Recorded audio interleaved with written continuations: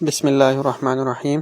السلام علیکم فرینڈس، آج ہم ڈسکس کریں گے ڈائن 35 ٹیبلٹ کے بارے میں، جسے کچھ ممالک میں ڈائنٹ کے نام سے بھی جانا جاتا ہے۔ یہ ایک دوا ہے جس میں 2 ایکٹیو انگریڈینٹ ہے، 2 فعال اجزاء ہے، 2 فعال اجزاء کا مجموعہ ہے، سائپروٹیرون ایسیٹیٹ اور دوسرا ہے ایتھینائل ایسٹراڈائول۔ یہ بنیادی طور پر خواتین کے لیے زبانی مانع حمل اورل برتھ کنٹرول گولی کی طور پر استعمال ہوتی ہے، لیکن اس کے دیگر طبی استعمالات بھی ہے۔ فار ایگزامپل کنٹراسیپشن کے لیے استعمال ہوتی ہے ایز اے مانع حمل۔ ڈائن 35 صحیح طریقے سے لینے پر حمل کو روکنے کا ایک مؤثر طریقہ ہے۔ یہ بے زادانی کو روک کر بے زادانی سے انڈے کا اخراج یعنی ایولوشن کو انہیبٹ کرتا ہے، اور سرویکل میوکس یعنی سرویکل ریجن میں موجود گاڑھا مادہ کو چینج کرتا ہے، الٹر کرتا ہے، اس میں رد و بدل کرتا ہے، تو سپم کو یوٹیرس تک پہنچنے میں مشکلات پیدا کرتا ہے، یعنی سپم نطفہ کے لیے بچہ دانی تک پہنچنا زیادہ مشکل بناتا ہے، تو نتیجتاً پریگنینسی کی اکرنس نہیں ہوتی۔ ایکنی میں بھی استعمال ہوتی ہے، مہاسوں کا علاج کے لیے بھی استعمال ہوتی ہے۔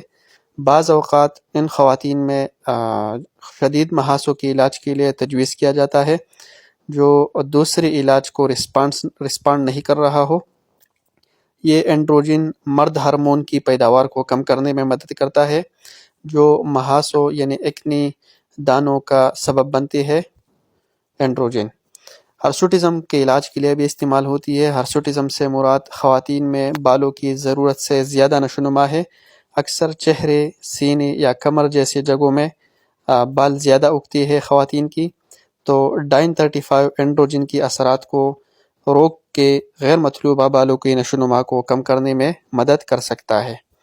پولی سسٹک اووارین سنڈروم PCOS بھی کہتی ہے اسے۔ یہ ایک ہارمونل عارضہ ہے، ہارمونل بیماری ہے جو ماہواری کی بے قاعدگی، بالوں کی ضرورت سے زیادہ بڑھنا اور مہاسوں ایکنی جیسی علامات کا سبب بن سکتا ہے۔ ڈائن 35 ہارمون کی سطح کو ریگولیٹ کر کے ان علامات کو مینیج کرنے کے لیے استعمال کیا جا سکتا ہے۔ ماہواری کا ضابطہ یعنی مینسٹرول پیریڈ ریگولیشن کے لیے بھی استعمال ہوتی ہے۔ ڈائن 35 ماہواری کی بے قاعدہ سائیکلز کو ریگولیٹ کرنے میں مدد کر سکتا ہے، جس سے پیریڈز زیادہ پریڈکٹیبل کی جا سکتی ہے، یعنی انسان کو پتہ ہوتا ہے کہ پیریڈز اس دن آنے ہیں، اور باری یا تکلیف دہ پیریڈز جیسے علامات کو بھی کم کیا جا سکتا ہے۔ یہ نوٹ کرنا ضروری ہے کہ ڈائن 35 کو ہیلتھ کیئر پروفیشنل کی رہنمائی میں لیا جانا چاہیے۔ وہ دوا تجویز کرنے سے پہلے آپ کی مخصوص صورتحال، طبی تاریخ اور اس سے وابستہ کسی بھی ممکنہ خطرات یا ضمنی اثرات کا جائزہ لیں گے۔ اس کی کچھ کانٹرا انڈیکیشنز بھی ہے، جیسا کہ پریگننسی میں یوز نہیں کرنا چاہیے، یا اگر پریگننسی کا شبہ ہو پھر بھی یوز نہیں کرنا چاہیے۔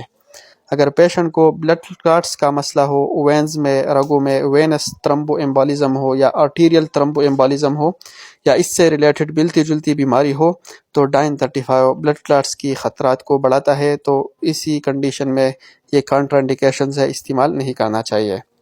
وہ مریض جن کو ہارٹ اٹیک، انجائنا کی ہسٹری ہو، وہ بھی یوز نہیں کر سکتے، کانٹرا انڈیکیٹڈ ہے ڈائن 35۔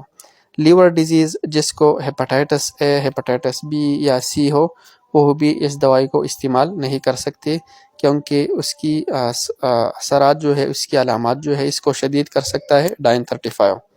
تو یہ تھا تھوڑا سا شارٹ اوور ویو تفصیل ڈائن 35 کے بارے میں۔ اس طرح کی اور ویڈیوز کے لیے ہمارے یوٹیوب چینل اور فیس بک پیج لائک سبسکرائب کریں۔ شکریہ۔ اللہ حافظ۔